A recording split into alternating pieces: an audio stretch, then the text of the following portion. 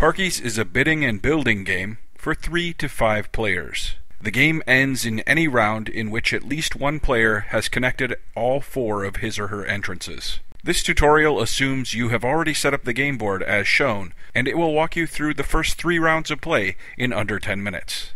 At the beginning of the round, we must flip over some new tiles. To start the game, we flipped over the goldfish ring toss, the big slide, and the hotel. But I'm getting ahead of myself. First, let's take a step back and look at the composition of a tile. Each tile has a series of paths exiting it, as well as a name, a type and color designated by the flag in the upper right corner, and also 3 values: allure, profitability, and satisfaction. These relate directly to the attributes on your player mat.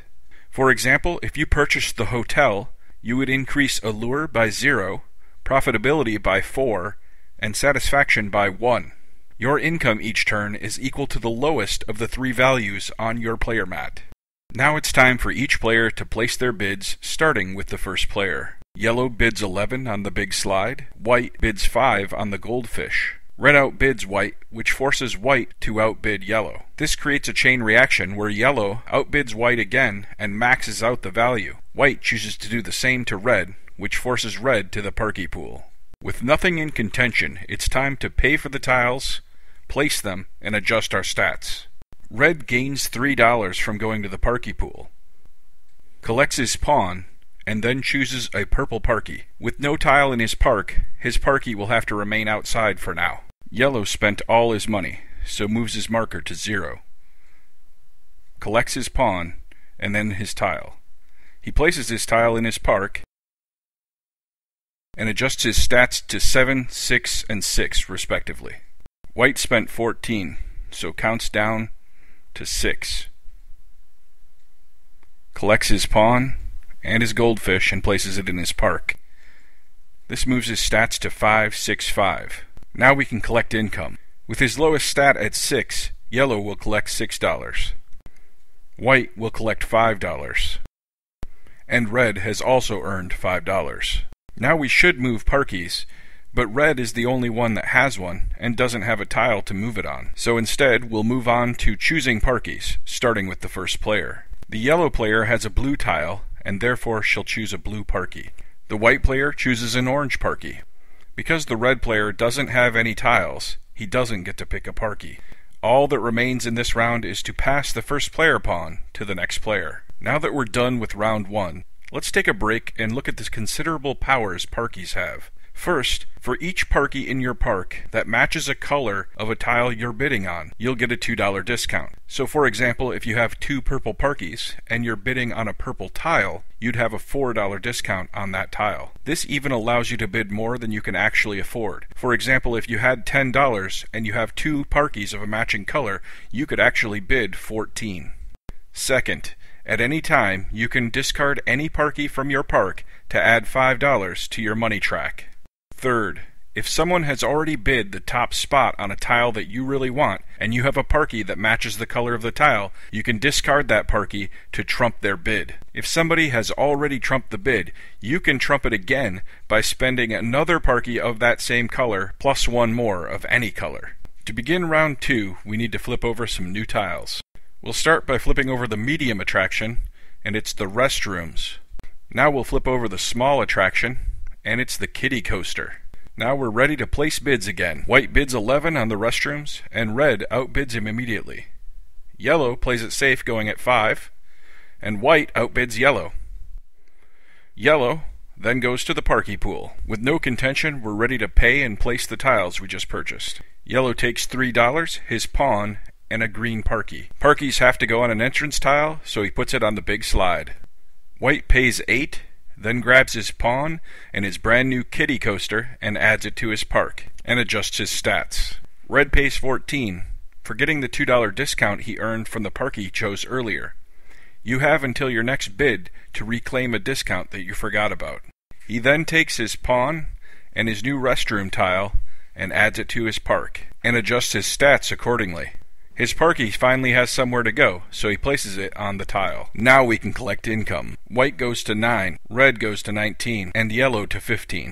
Now the players can choose to move Parkies if they wish. White has somewhere to go, but chooses to leave his Parkie where it is. Red and yellow don't have any choices. Now it's time to pick Parkies. The white player chooses a green Parkie, but must add it to his entrance even though he has a green tile further down in his park. The red player only has a purple tile, so must choose a purple Parkie. Likewise, the yellow player only has a blue tile, so must choose a blue Parkie. All that's left for this round is to pass the first player pawn to the next player. Now that we have a couple rounds under our belt, let's talk a little bit about scoring. Scoring doesn't happen until the end of the game, but you need to start thinking about it now. Red hearts represent victory points anywhere you see them. For each heart you've met or passed on the money track, you'll gain a point. There are 8 attraction types. For each unique type in your park at the end of the game, you'll gain a point.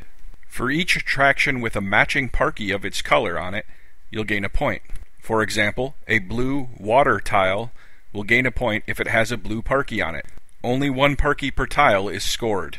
Some tiles have a heart in their upper left corner. These are worth 1 point each. A total of 15 points can be earned through your allure, profitability, and satisfaction tracks. If you can draw a line between any 2 entrances through the paths in your park, you'll gain 4 points. 3 paths connected will gain 7, and all 4 paths connected to each other will gain 10. Let's start round 3 by flipping over some new tiles. First, we have a small attraction called the Duck Float Pick. Next, we have a medium attraction called the Space Simulator. Let's start the bidding for round 3. Red starts the bidding with 11. Yellow goes to 5, and white outbids him. Yellow moves down to outbid red, and red immediately outbids yellow. Yellow no longer has enough money to outbid red, so discards a Parkie for $5, and outbids red at 20. Not to be outdone, red discards one of his purple Parkies to trump yellow's bid, while still using his other purple Parkie as a discount to be able to bid 20. This knocks yellow off the board. Noticing white is low on funds, yellow outbids him, sending white to the Parkie pool. Now we can pay for and place the tiles we just won. The white player gains $3, his pawn, and chooses a white Parkie. Though the red player bid 20, he only pays 18 due to his purple Parkie discount. He collects his pawn and adds the Space Simulator to his park, then adjusts his stats accordingly. The yellow player spends $11. He then collects his pawn and the Duck Float Pick and adds it to his park, and adjusts his stats to reflect his new attraction. Now we're ready to collect income. Red gains 5, while yellow and white each gain 6. Now the players can choose to move Parkies in their park. The red player walks his Parkie to the Space Simulator. The yellow player still has nowhere to go. The white player sends a Parkie to the kiddie coaster. Let's pick some Parkies. The red player retrieves the purple Parkie he spent earlier. The yellow player wants an orange Parkie for his Duck Float Pick. The white player takes a green Parkie because he plans to go all in on coasters. All that's left is to pass the first player pawn. After 3 rounds of play, you can see where this is going. Build a park, attract Parkies, and if you have questions, ask us at The Game Crafter on Twitter.